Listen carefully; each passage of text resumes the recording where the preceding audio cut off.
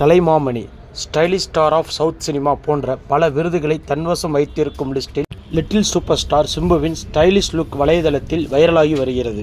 கமலின் Rajkamal films தயாரிப்பில் தேசிங்க பெரியசாமி இயக்கத்தில் சரித்திரத்தை பின்புலமாக்க கொண்ட கதையில் கமிட்டாகி இருக்கிறார் சிம்பு.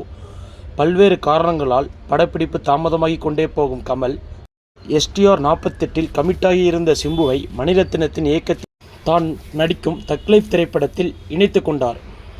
மணிரத்னம் மற்றும் கமல் இருவரும் பல வருடங்களுக்கு பின் இணையும் திரைப்படம் என்பதால் ரசிகர்களிடையே அதிக எதிர்பார்ப்பை ஏற்படுத்தியுள்ளது தக் லைஃப். இதில் கமல், ஜெயம் ரவி, துல்கர் சல்மான், த்ரிஷா, கௌதம் கார்த்திக் என பல முன்னணி நட்சத்திரங்கள் இணைந்து கொண்ட தக் லைஃபில் பல்வேறு தாமதங்களால் முன்னணி நடிகர்கள் ஒவ்வொருவராக விலகி வருகின்றனர். ஆரம்பத்தில் இதில் உள்ள கலெக்டர் கதாபாத்திரத்தில் துல்கர் சல்மான் ஒப்பந்தமானார். படப்பிடிப்பில் ஏற்படும் தாமதத்தால் காரணமாக கூறி நைஸாக நழுவிக்கொண்டார் துல்கர். துல்கரின் கதாபாத்திரத்திற்கு சிம்புவை பரிந்துரை செய்தார் கமல். மணிரத்னமும் செக்கச்சிவந்த வானம் திரைப்படத்தை நடித்த சிம்புவின் நடிப்பு பிடித்து போக அவரும் உடனடியாக ஓகே சொன்னாராம். இதை சற்றும் எதிர்பாராத ஜெயம் ரவி சிம்பு தக் லைஃபில் இணைவதாக கூறப்பட்டதும் தக் லைஃபில் இருந்து விலகுவதாக கூறி வெளியே வந்தார்.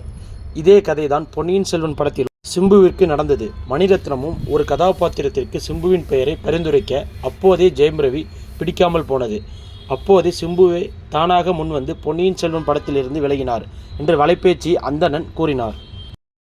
அப்போது அதை ஒத்துக்கொள்ளாத ஜெயம் ரவி தற்போதும் எந்த காரணமும் கூறாமல் கால்ஷீட் பிரச்சனையை கூறி தக் லைஃபிலிருந்து வெளியேறியுள்ளார். மாற்றாக ஜெயம் ரவியின் கதாபாத்திரத்திற்கு விஜயகுமாரின் மகன் அருண் விஜயை பெயரை பரிசீலிக்கப்பட்டுள்ளது. தற்போது சிம்புவுக்கும் முன்பு ஏற்கனவே கிரிக்கெட் பார்க்க சென்றபோது அடிதடி பிரச்சனையாம். இதனால் அருண் விஜயும் தக் லைஃபில் இணைவது கேள்விக்குறியாகி உள்ளது. இதனால் மணிரத்னத்தின் ஃபேவரட் ஹீரோவான அரவிந்த் சாமியை ஜெயம் ரவியின் கதாபாத்திரத்திற்கு நடிக்க வைக்க பேசி வருகிறாராம் படக்குழுவினர்.